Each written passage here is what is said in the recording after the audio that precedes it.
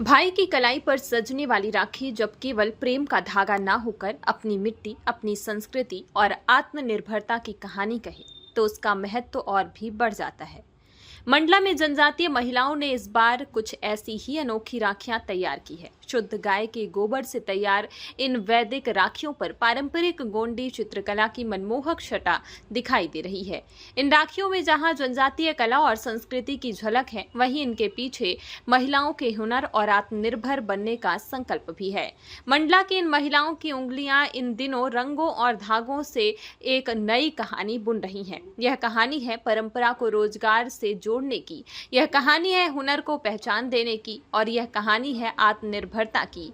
स्वयं सहायता समूह से जुड़ी जनजातीय महिलाएं शुद्ध गाय के गोबर से वैदिक राखियां तैयार कर रही हैं। सबसे पहले गोबर को सुखाकर उसका बारीक चूर्ण तैयार किया जाता है। इसके बाद आवश्यक सामग्री मिलाकर उसका लेप तैयार किया जाता है और सांचों की सहायता से अलग अलग आकृतियां बनाई जाती हैं।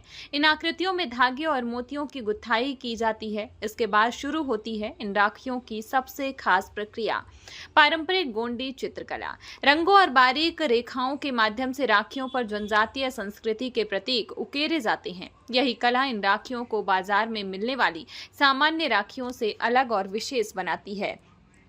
इन महिलाओं की कला केवल राखियों तक सीमित नहीं है, मौसम और त्योहार के साथ इनके हुनर का रूप भी बदलता रहता है। दीपावली में गोबर के दीपक, होली में प्राकृतिक हर्बल गुलाल और अब रक्षाबंधन के लिए वैदिक एवं गोंडी कला से सजी राखियां। यानी जिस गोबर को कभी केवल ग्रामीण जीवन का हिस्सा माना जाता था, उसी को इन महिलाओं ने अपनी कल्पनाशीलता और कौशल से रोजगार का माध्यम बना दिया है। प्रशासन के आजीविका मिशन के माध्यम से महिलाओं को प्रशिक्षण दिया गया है। वहीं नाबार्ड की वित्तीय सहायता से उत्पाद तैयार करने और उन्हें बाजार तक पहुंचाने में मदद मिल रही है। इन राखियों की बिक्री स्थानीय बाजार के साथ साथ ऑनलाइन माध्यम से भी की जा रही है। प्रशासन की मंशा केवल उत्पाद तैयार करवाना नहीं, बल्कि गांव की हर महिला के हुनर को उसकी आर्थिक ताकत बनाना है। उद्देश्य है कि महिलाएं अपने पैरों पर खड़ी हों, अपने परिवार की आवश्यकताओं में आर्थिक सहयोग दें और आत्मनिर्भरता की नई मिसाल कायम करें। मुख्यमंत्री डॉक्टर मोहन यादव द्वारा भी इन राखियों की सराहना की जा चुकी है, जो इन महिलाओं के लिए उनके हुनर को मिली बड़ी पहचान है। सुमन बंदेवार है, मैं तिलई से हूँ और मैं स्वदेशी समूह से जुड़ी हुई हूँ। नाबार्ड के सहयोग से हमारे समूह का गठन हुआ है, जिसका नाम स्वदेशी स्वयं सहायता समूह है। ग्रामीण विकास महिला उत्थान संस्थान के माध्यम से हम लोग शुद्ध गोबर की वैदिक राखियाँ बना रहे हैं। गोबर की राखियाँ बनाने के लिए हम लोग गोबर का पाउडर बनाते हैं, फिर उसको प्रीमिक्स में मिला के उसकी गुथाई करते हैं, फिर सांचे से उसकी राखियाँ बनाते हैं। फिर वो जब सूख जाते हैं उसमें कलर पेंट करके फिर ऊन और मोतियों से उसकी गुथाई करते हैं और फिर पैकिंग करके हम लोग मार्केट तक ले जाते हैं। और इसको बनाने के लिए हमें ज़्यादा लागत भी नहीं लगती है और ये जैविक रूप से पर्यावरण को ध्यान में रखते हुए हम लोग गोबर की राखियाँ बना रहे हैं। जो गोबर का भारतीय संस्कृति में गौ माता और गोबर का बहुत महत्व है, इसीलिए हम लोग गोबर की राखियाँ बना रहे हैं। और गोबर की राखियों का नाम हम लोग वैदिक राखियाँ रखे हैं, क्योंकि इसमें वेद और भारतीय संस्कृति से रिलेटेड है ये। और हम लोग माननीय श्री मुख्यमंत्री जी के लिए भी गोंड आर्ट की राखियाँ बनाए हैं और श्री कलेक्टर सर के लिए भी हम लोग एक गिफ्ट हैम्पर तैयार किए हैं, जो हम लोग उनको देने वाले हैं अभी। और हमारा एक ऑनलाइन पेज है, Instagram page Gond art Mandla, उसमें भी हम लोग इन राखियों को रखे हैं। और मंडला में एक स्टॉल लगाने वाले हैं रेड क्रॉस के सामने, वहाँ पे भी हम लोग राखियों की सेलिंग करेंगे। और अभी तक आप कहाँ गई हैं इसको और किस तरह से सेल करती हैं इसको? सर हम लोग ऑनलाइन भी रखे हैं और पिछले साल हम लोग भोपाल गए थे, वहाँ पे भी सेलिंग हुई थी गोंड आर्ट राखियों की। और जब सीएम सर यहाँ पे आए थे बमनी में, वहाँ हम लोग गोंड आर्ट की राखियाँ उनको बांधी थी, हमने बांधी थी और उन्होंने हमारी बहुत तारीफ़ की थी। उन्होंने जो हम लोग रुमाल बनाते हैं गोंड आर्ट का, उसे भी हम लोग उनको दिए थे।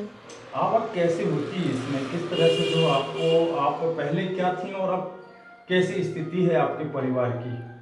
सर इससे हमें बहुत आमदनी है गोंड आर्ट बनाने से, और ये राखियाँ बना रहे हैं हम लोग, इसमें हमें बहुत लागत भी कम लगती है और प्रॉफिट ज़्यादा है, जिससे हमारी आर्थिक स्थिति में सुधार आई है। लोगों को किस तरह से जो संदेश देना चाहती हैं आप?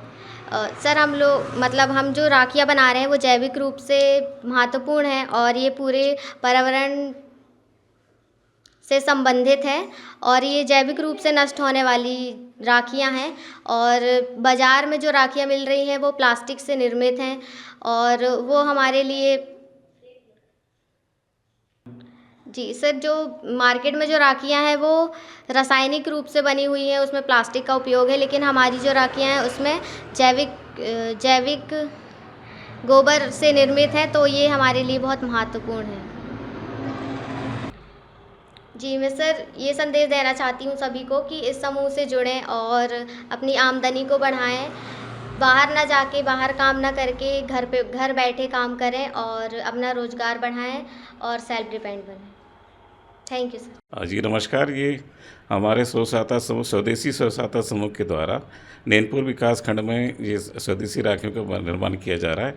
चूँकि ये हमारा हिंदू पवित्र त्यौहार है, इसमें वैदिक राखी इसलिए नाम दिया गया था। इसको गाय का शुद्ध गोबर है, उसको सुखा करके पाउडर बनाते हैं।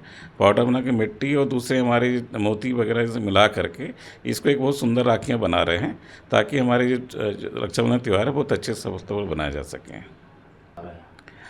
ये हमारे मार्केट के लिए तो हमारा भोपाल हाट में राखी उत्सव मनाया जा रहा है, वहाँ पे भी हम राखी पहुँचा रहे हैं।